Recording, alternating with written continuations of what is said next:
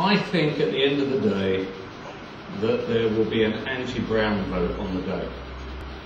I think the Conservatives will vote to a man and a woman, which they never did in 2005. And although I think it's been an unimpressive campaign by an unimpressive leader of the Conservative parties, a Heathite figure who would have done so much more had he learned not from Blair but from what's happening in any other election that's taken place in the last year in the world, which is to spring riot. In real terms, it's been known for ages that the cuts that will have to come through are less than she did. But the fact is, if you capped expenditure, just didn't spend any more, you would do an 18 billion turnaround on the economy in 4 years. I mean, that's without any tax increases. Well, economic forecasts are like the weather, only less accurate. You know, I mean, I wouldn't say they make it up, but there's nothing in the current economic malaise that we have which is not easily turned around with a bit of common sense. And it doesn't matter which party's in charge, that's what we'll do. Naga, you're in touch with a lot of people, obviously, through work. Yeah, I mean, Kelvin and I were speaking just before, and we had, this week we've had the head of business banking from Barclays on, Steve Cooper, we've had the head of Prestat, the chocolate maker, we have the head of Bora, a luxury clothing firm on. And whenever we've had these types of companies, what's always surprised me is they say we're doing better than ever. Prestat sells an Easter egg for £26.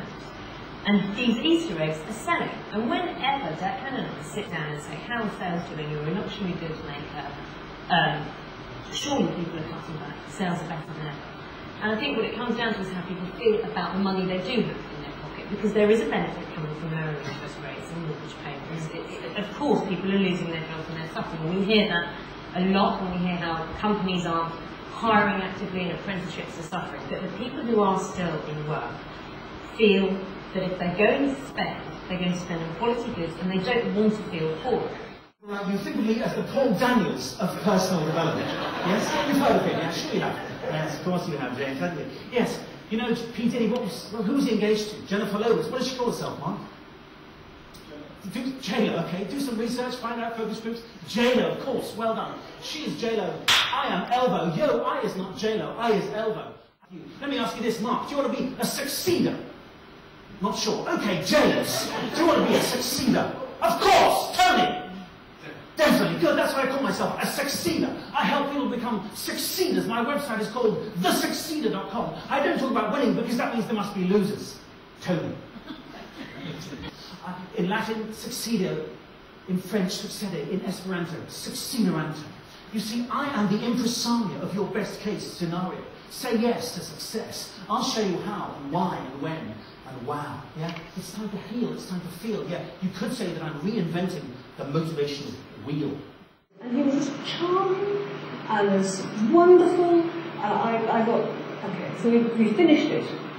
And he turned around and said something complimentary to me as we walked away. And I said to the guy to hire me, I wish to told him beforehand what this guy was like. And he said, this is what he's like with absolutely everyone.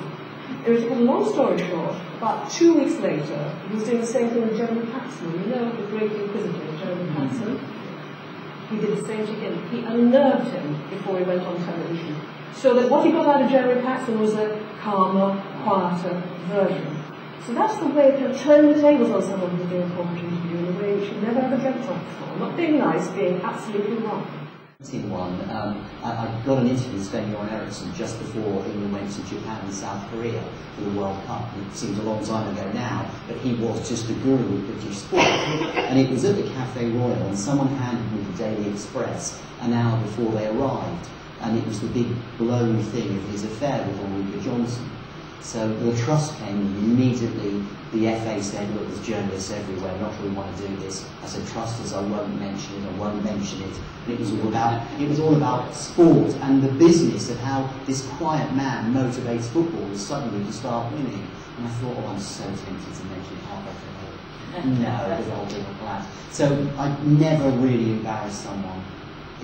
It's not worth it. Yeah, I think it's, fair, that you spend time with someone like that, particularly if they're feeling nervous, so that they have an idea of the shape of the interview. After all, I mean, sometimes, deciding the plot, if you like, has to come from them.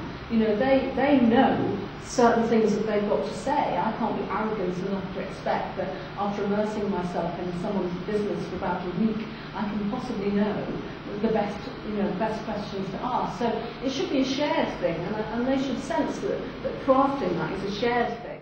He's probably best known for Trigger Happy TV, World Shut Your Mouth, and that oversized mobile phone, while most recently presenting a documentary on Tuesday. When not on TV, he's a travel writer for the Sunday Times and writes an eclectic column for the Independent on Sunday on subjects ranging from Middle East politics to 50-foot chickens to stalking Liz Hurley. Will you please welcome the multi-talented Dom Joly. This is a very rare outing for my mobile phone, because I know everyone just assumes that I wander around with it all the time. But actually today I went to see someone and I had this big bag and they're like, what's that, your mobile phone? I go, well, actually it is, but I don't take it out every single day. But here it is. And I really wanted to show it because it is just so crap. Because the whole idea, I don't know if anyone hasn't seen it, it was very simple. Most comedians have a catchphrase. Mine is hello. We drew a sign which said Danger Yeti, which I thought was quite good. And I had a sort of gorilla costume, which was close enough to being a Yeti. So we went up the slope, and we put this sign in which said, beware of the Yeti, and then 100 yards further down, I hid behind the tree. It's not sophisticated humour, but it was working. And so we scared a couple of Japanese skiers, and that was going quite well. And then suddenly a ski patrol appeared from nowhere. And I genuinely had no idea there was such a thing as ski police. Because there's not, you sort of think what can go wrong on a ski slope. But long story short, I was arrested again. This time in full Yeti costume, but I was taken down to Zermatt, which is one of the sweetest little chocolate box places, and put again into the only cell in Zermatt. And once again, this is one of the things I've learned, is you do share cells with people. The man in the Zermatt cell was in there because, and I swear this is true, he'd stolen some cheese from a cheese storage unit in Zermatt. And I just thought, if you're ever going to get a Swiss crime, it's like stealing cheese.